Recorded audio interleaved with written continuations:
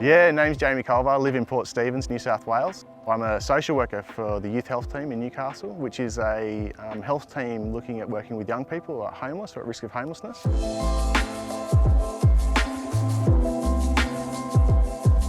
Yeah, so Port Stephens, it's a beautiful part of the world.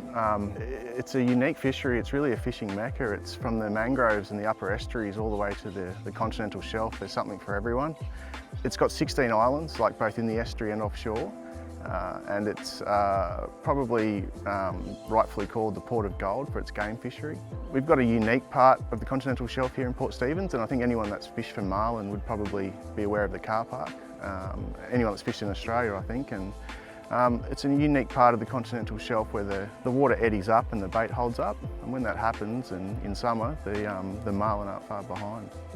Yeah, marlin, they get you going. I mean, you're sitting there on the back of the deck and it's 95% sometimes, you know, really quiet and time ticking away, and then it's 5% mayhem.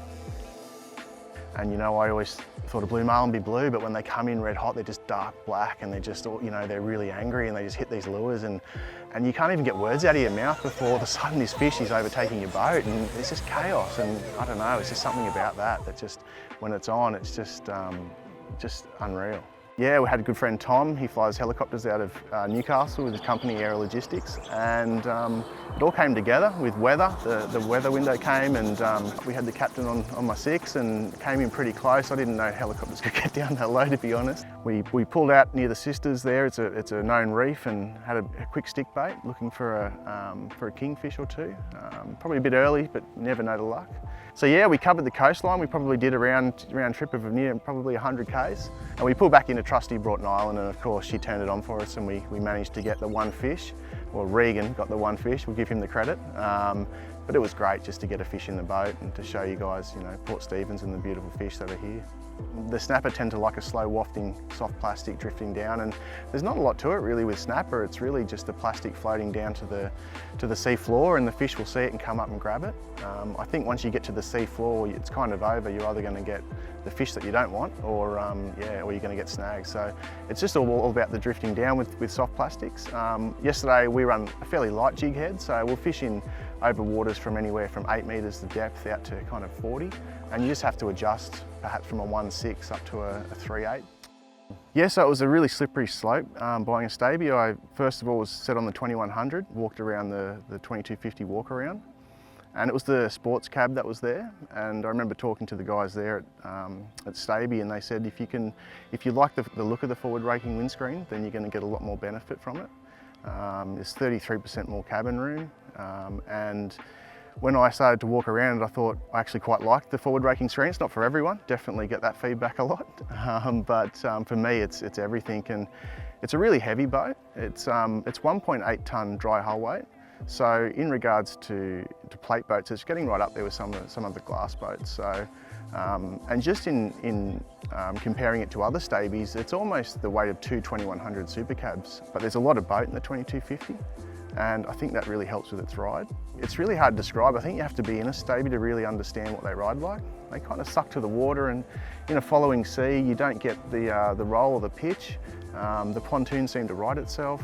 And then when you come off the back of a wave, or I know yesterday around the island we had the prop out of the water at one point, you tend to brace yourself for this big, hard crash, and it never comes. So I think the Stabie really offers the benefits of ride that, or close to what a glass boat could, whilst being that rugged, tough fishing boat as well. Well, the rocket launcher is ridiculous. It holds 11 rods up top, and you can actually fit 11 50 wide Tiagras up the top, and they won't touch each other. I don't know why you'd want 11 50 wide Tiagras on a trip, but if you do, it'll do it. But I think that is good, because when we go fishing like we did yesterday, you can really shoot out off the coast and just do what you want. You don't have to really prep your trip. You can take the day as it comes.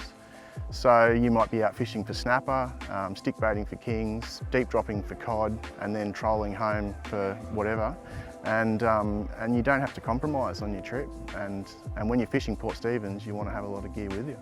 The engine's a 300 Yamaha, and with the 2250 you don't really get a lot more top end speed with the 300, But for me, I really wanted to hold the performance of the boat whilst heavier load. So if we've got a heap of gear in there, 4 blokes, and we're fishing and we've got ice and fish and everything, camping gear if we're going up the islands or doing something, you really just want to have that there.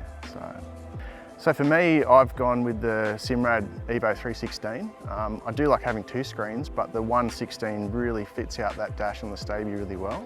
And because it is so big, you can run the split and you really don't have to have the compromise. I've gone with the TN275 transducer, and that's a really great mix for fishing both inshore and offshore sports fishing.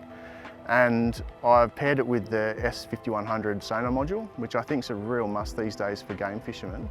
And it just really allows you to have control of your water column.